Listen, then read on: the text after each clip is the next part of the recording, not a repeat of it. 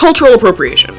Although the phrase and the practices it describes are familiar to most of us, it can feel ambiguous. And that's primarily because while inappropriate or offensive uses of other cultures are often quite obvious, the subtleties of the conversation are usually drowned out by protests that appreciation cannot be appropriation. The actual phrase cultural appropriation first appeared in print in 1945 and is attributed to the late Professor Arthur E. Christie, and it's been a topic of very heated debate ever since. As a term, cultural appropriation has its roots in the latter half of the 20th century, with its highest usage coming after 1980, although the concept of stealing or misusing a culture was on our collective radar from the 19th century onwards.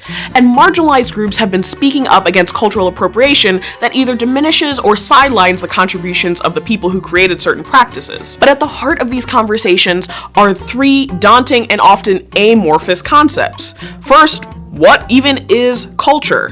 How does power operate in relationship to culture, and what are the boundaries between participating versus appropriating another culture? So before we get into the debate of whether or not culture can be appropriated and misused, we should start with the basics, namely, what is culture? Well, as a cultural historian myself, I'm going to tip my hat to 20th century theorist Raymond Williams' 1976 definition of culture. According to Williams, our modern use of culture exists largely under three main umbrellas.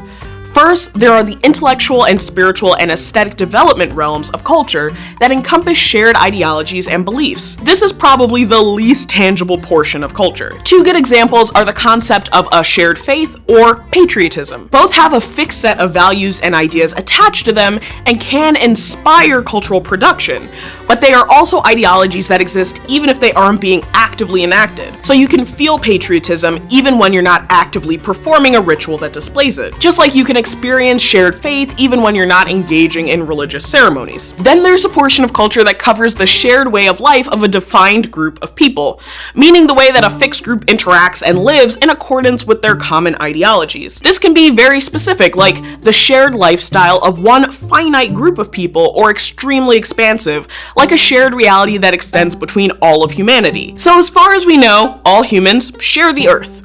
All humans, in order to survive, must eat. But the way we live on Earth, whether in a large city or in a rural community, is defined by the people we are directly engaging with on a daily basis. And the third and final category of culture that Williams describes, and the one we'll talk about the most today, is related to shared creative and artistic productivity. This includes the art, literature, music, films, songs, and general representation of a given culture or group of people. Cultural production is the most concrete portion of culture because it gives us objects, and often physical items to look at and engage with. So although this all may seem a bit dense, it's helpful to think about culture like a series of concentric circles radiating outward from the center, and you're the center. In the first circle are the things closest to us, like ideologies, because they exist largely in our minds.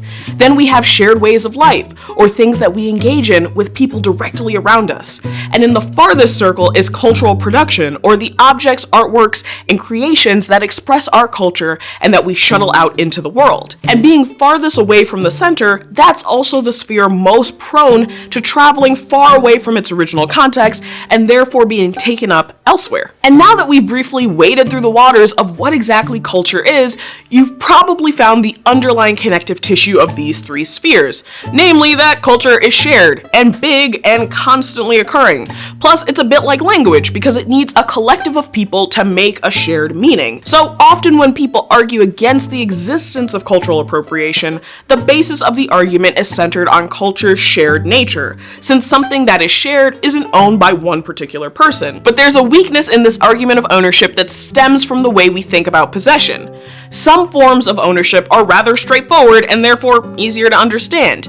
If you go out and purchase a car, you have sole ownership of the car and are entitled to all of its benefits, like faster and more convenient transportation, in addition to all of its drawbacks, like pesky car repairs. But ownership of culture doesn't operate that way because it belongs to a group that the culture stems from and not one discrete person or persons. And as Professor Susan Scafidi Scafidi notes in her book, Who Owns Culture, there are legal challenges when thinking of discrete ownership in relationship to cultural products. Legal protections like copyright or trademarking rely on a stable cultural product with a set number of creators, like a song with a fixed list of songwriters. But culture is constantly evolving and changing, so Scafidi warns that patenting an idea that is shared among a group may provoke ossification of a culture and its artifacts. But despite the difficulty of codifying cultural ownership in legal terms, there are ways that culture can be appropriated or misused once it's divorced from its original context. People who are against believing that cultural appropriation even exists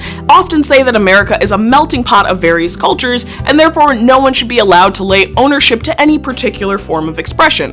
As Scafidi also notes, indeed, the tension-filled history of American immigration and even internal migration indicates that the cultural products of others are often easier to accept and assimilate than the individuals or huddled masses themselves. And that's because people's admiration for the cultural products they consume, like art, music, literature, and fashion, can exist quite separately from the real-world treatment of the people whose culture they're appropriating from. Because at the heart of cultural appropriation isn't just a cultural object, but power.